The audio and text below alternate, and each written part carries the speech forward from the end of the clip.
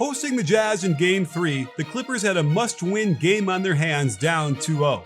So it made sense they turned to their dynamic duo to wreak havoc on both ends of the floor and do their best to force anyone not named Donovan Mitchell to beat them. Let's just say the adjustments worked, despite giving up a number of good looks, and now we've got the potential to see this series between two evenly matched teams go to an epic Game 7.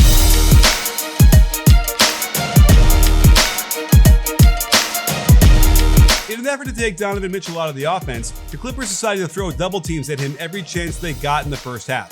On the handoff, watch how Paul George jumps the ball from one pass away, which I always preach against for this very reason. They wanted to deny the ball in the half court as well, and you can see how this completely shuts down the offense as they're forced to screw around until there were under 10 seconds left on the clock.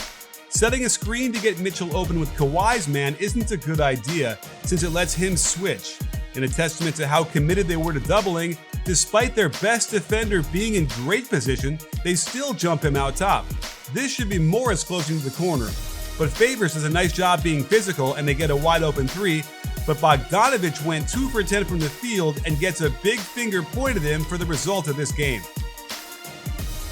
This time, the double comes out of a traditional pick and roll.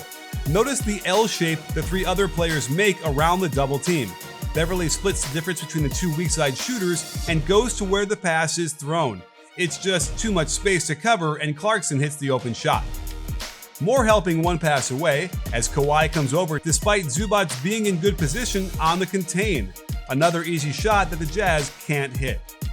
They were so committed to the double team that they even got confused and did it to Joe Ingles. You can even hear Tyronn Lue screaming not to do it, and for very good reason. Ingles. As the defense gets completely compromised by the unnecessary Batum move, and Ingles can lick his thumb and check the wind, he's so wide open before nailing this three. While the Jazz for the most part did well to create open looks off this double, they also fell into the trap of making the wrong pass that didn't give them advantages. The area you want to attack with the pass should be here in the middle of the court. By passing to the guard spot, look how easy it is for the Clippers to sprint back into position. It led to one of the worst shots the Jazz took all night, but credit to Clarkson for turning lemons into lemonade. Same idea here, Mitchell drags the double team all the way over to the right wing, but makes the pass here, right where the defense was already standing and losing any advantage the Jazz had. They can't even swing it without the ball getting deflected out of bounds. This should be Rudy flashing to the elbow, and if he can catch it cleanly, you've got a 3-on-2 mini fast break from 15 feet away. If you're wondering why they were hell-bent on doubling Mitchell, it's because when they didn't, he was tossing up shots like this, or isolating out top against the young Terrence Mann and hitting Harden-like step-back threes under pressure. Mitchell was so good, he scored 30 points despite only playing 32 minutes, and he got unleashed as soon as the Clippers stopped doubling him every single time. And that was what was weird about this game. Mitchell was an efficient 30-point scorer, the Jazz hit 19 threes at a 43% clip, and they got hammered by 26 points. It's possible that the crowded Staples Center had an effect, as we're seeing more and more people streaming into the arenas in the playoffs to add that pressure-filled atmosphere. And if you want to be part of the action live, then you must use SeatGeek to get tickets to any concert or sporting event. They find tickets from all over the web and grade the prices to make sure you know you're getting the best deal. It's amazing that we're able to see these incredible athletes in person again. And whether you're a Jazz fan and want to join in on the playoff P chant, or join Clipper Daryl with the Let's Go Clippers, SeatGeek can help find the best available seats. Plus, I can get you $20 off your first purchase using my code BBALL. That's right, forget anyone else's code and use mine by clicking on the link in the description below, and SeatGeek will allow you to attack your list of all the shows you want to see this summer. Just like the Clippers decided to attack Derek Favors on defense mercilessly. A simple handoff out top gets Kawhi turning the corner with a strong right hand and hits him with a left-right-left hezzy at the baseline before reversing it in his face.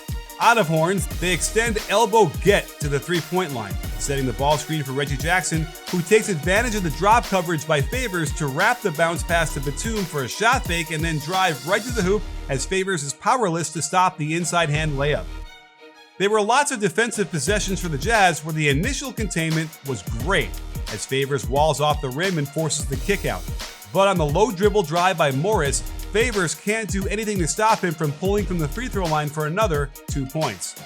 And on this similar Jackson-Batum pick and roll from before, Favors again can't keep up with the pop and shot fake in the drive, as he's forced to bear hug him for the foul. Why the Clippers didn't target Rudy Gobert in the same way was a little curious to me. They let him be on the weak side for most of their possessions in the first half, but we did catch a glimpse of this action every once in a while, and it was so good for the Clippers, you have to imagine they're going to do it more in Game 4. Out of horns, the Iverson cut Paul George to the right wing before flowing into an inside ball screen with Rudy's man. Since Gobert has dropped so far, it's target practice as PG was just getting warmed up. On the reset, watch how Rudy wants Clarkson to switch with him and defend the pick and roll. Clarkson doesn't get the memo, and now Kawhi is getting downhill into a wide open 16-footer. They actually executed the switch well on this possession, sending Royce O'Neal to guard Batum in the pick and roll, allowing Rudy to drop down to Morris as Mitchell picks up George. However, George was so hot right now. In the end, the Jazz couldn't stop Kawhi in the third quarter, and while they did some damage of their own, by the time he was done, the Clippers still had a double-digit lead, as they set another elbow ball screen for him, and while Mitchell does well to hold him up a second, Royce O'Neal takes a bad angle underneath and allows a wide-open 15-footer. And when Mitchell steps up to stop Kawhi on this inside ball screen, he needs to switch and stay on the ball. Instead, he bails, leaving O'Neal in a terrible position that Kawhi immediately takes advantage of. Rudy's job is to protect the rim. He needs to stop worrying about Batum right here and get in Kawhi's way. Instead, Leonard is dunking on everyone and extending the lead to 17. Rudy does it again here, as his man is trailing the play by 30 feet. He should get into position to protect the rim on the baseline drive. He doesn't get anywhere close, and it's a reverse layup to keep this in blowout territory.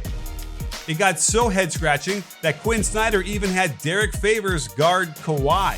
Without having to run any offense, he just rises up for an open 20-footer and keeps the lead at 16.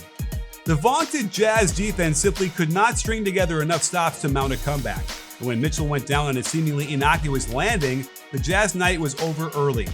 Donovan says he's ready to go for Game 4, and the rest of the Jazz had better be along with him. If they can't get Bogdanovich and Clarkson to shoot better, and the Clippers are able to tie this series up, it feels like they'll go on and win this thing. Quinn Snyder must come up with a better defensive game plan, one that includes less Derek Favors, or else risk the very real fear that they just missed their best chance at winning this series.